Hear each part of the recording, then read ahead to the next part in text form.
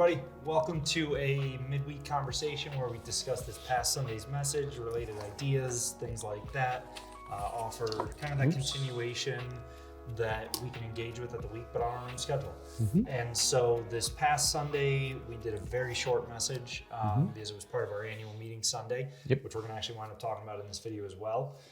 But it's December, we're starting a new series, The Cast of Christmas, looking at the people involved in the Christmas story who I'm guessing a lot of us are very familiar with, but trying to approach them with fresh eyes and see, okay, what can we learn from their lives? And so this past Sunday, we looked at Shepherd and Magi, two groups of people that would have been on the opposite end of the social influence spectrum. They would have been on the opposite end of the social standing spectrum, the economic spectrum. These were very fundamentally different groups of people. But when we look at them in Luke 2 and in Matthew 2, I believe we come away with the same lesson. Which, if you didn't see Sunday's message, it's literally 6 minutes.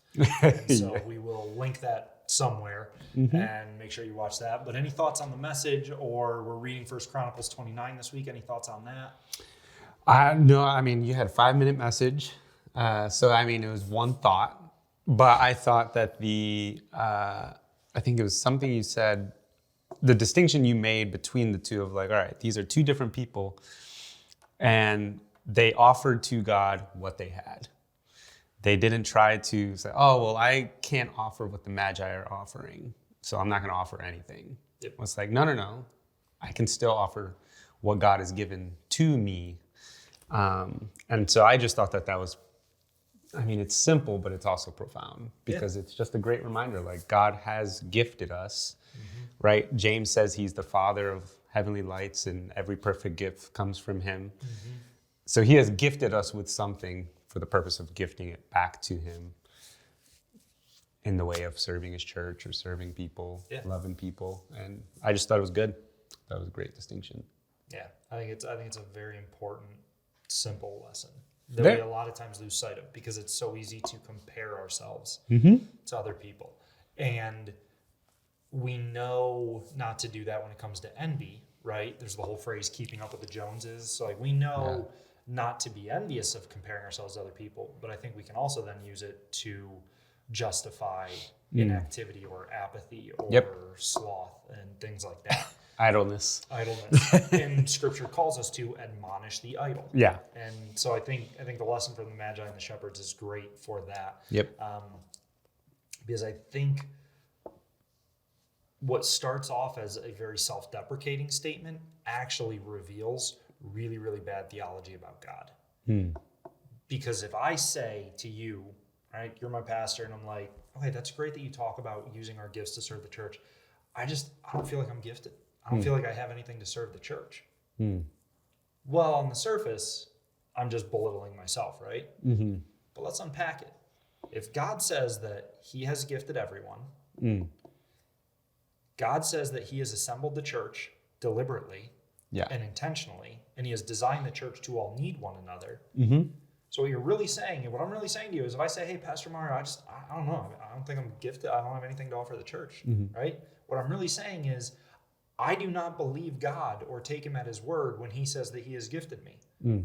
My opinion is more accurate than what God says. And that's really, really problematic. I think maybe an accurate statement is, hey, Pastor Mario, you know what? I'm not sure I know how I'm gifted to serve the church, but I want to figure it out. Could you help me with that? That's the better way of saying. Yeah, because I think a lot of times, we think that we don't, like we're communicating it from a place of ignorance. I just don't know. I don't think that I have anything. But, what you're really saying is like, I don't believe that God has given me something to serve or use for him.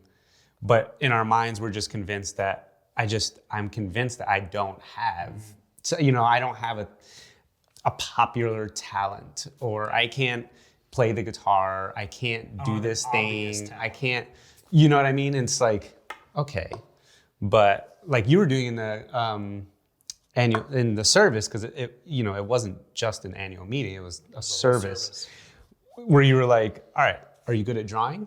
Are you good at photography? Are you good at this? It's like, okay, well, you can use it. So. And I think one of the big important takeaways for me from 1 Chronicles 29 related to that is when you read through, if you haven't read through 1 Chronicles 29 yet, pay attention for this word or look for this word. If you have read through it, go back and look for this word, but look for the idea or the word of will, willingly, free will. Look at how many times in 1 Chronicles 29 you see this word and this idea of giving freely, giving of your own volition, giving of your own will. And I think that's a really important lesson for us too when considering this is it is a matter of will. Yeah. And so if God says that he has gifted all of us and he has assembled the church and he's given us something to give back to him, Deuteronomy 16:17. Yep. He has given us all something to give back to him. He also says it's a matter of free will and of willingly doing this. Yep. So if I'm not doing it, I am willfully making a decision to withhold from God what is owed him. Yeah. That sounds pretty harsh and stark, but I mean, that's what I see in Scripture. If God has given me something to give back to him, and I choose not to do it, and it said David can't make the people do this. Nope. David doing it as their leader doesn't count as the people doing it. Like, it is a matter of personal choice. Yep. And so... And if you don't do it, then... You're making a choice. Well, you're making two choices. So one, you are withholding from God something that he wants you to give to him. But you are also, by omission, like not doing it, you are robbing the church from being as effective as it can be. Because God says he has given a gift to everyone in the church for what? The building of the church. And so when we withhold and don't make the effort to find the gift or don't make the effort to serve with what we are good at or what God has gifted us in, we are stunting the growth of the church. Not CBC. I'm talking like big, I mean, maybe CBC. That is a local church. Big church, yeah. But yeah, you're robbing God and you are depriving the church he has placed you in. And that's not a condemnation.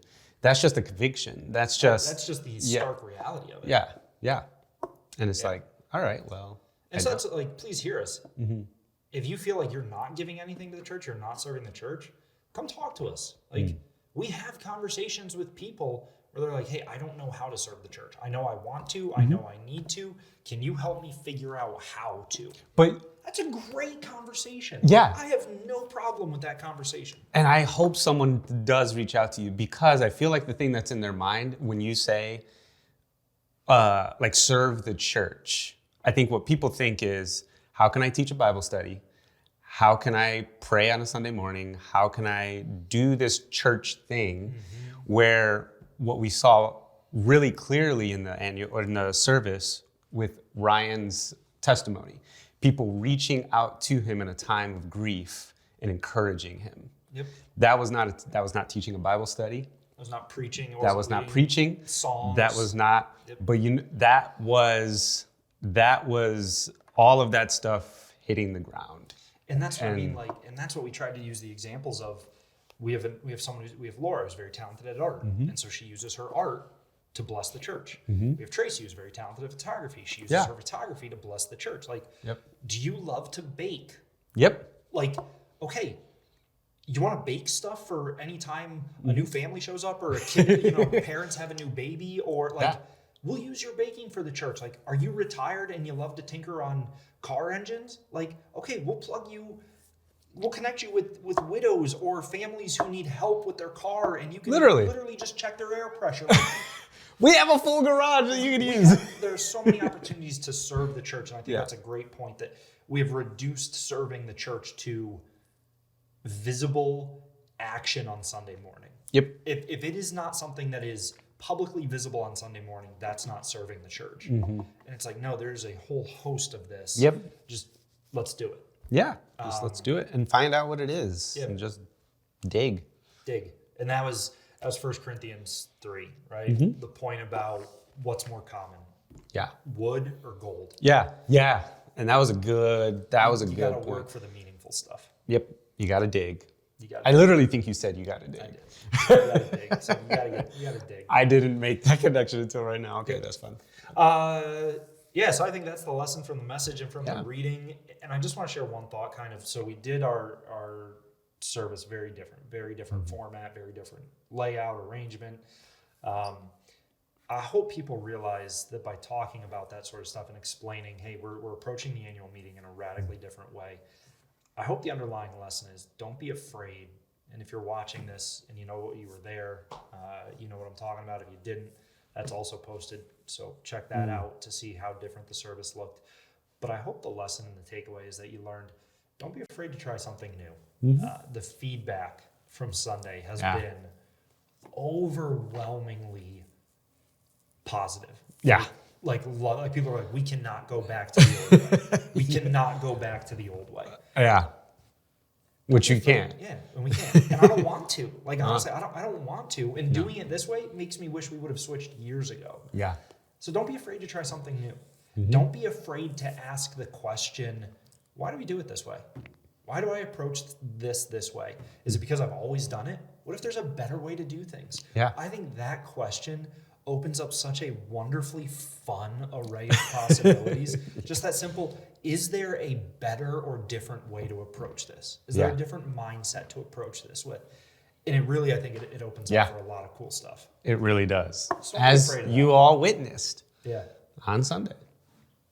And as you have all testified, I mean, I'm talking text messages, emails, personal comment, like Wow. the response has been, whoa, that was different and that was awesome. Yeah. So don't be afraid. Don't That's good. hesitate to ask questions and to try something new. That's good. That's good. Yeah.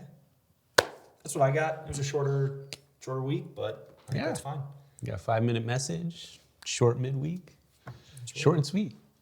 All right. If you have any questions, if you have any comments, leave them below, whether it's on YouTube, Facebook, wherever you're interacting with this. For our church people, real quick reminder, the Christmas party is coming up this coming Saturday. You have like less than 24 hours to make a final decision. If you've still been holding out, haven't signed up for it yet, you can pay for your tickets at the door. Don't worry about, I didn't pay ahead of time or anything like that. But we have to have a hard and fast number in by Wednesday. And so you have till Tuesday at 9 to reach out to myself, to Pastor Mario, to Sherry, or to Peggy Metz, and let us know, hey, I didn't sign up yet. I want to come to the party. So that's more for CBC people who are localized. We'll get you the information and the details. But other than that, have a great week, and we'll see you Sunday. See you then. Hey everyone, Pastor Sam here. Thanks for joining us for another midweek Bible study video. If you didn't see the sermon that we were talking about, you can find it here. Or if you're interested in more of these midweek Bible study videos and thoughts as Pastor Mario and I break things down, you can find that here as well. Make sure you like and subscribe to the channel to stay up to date on all our content. Thanks for joining us.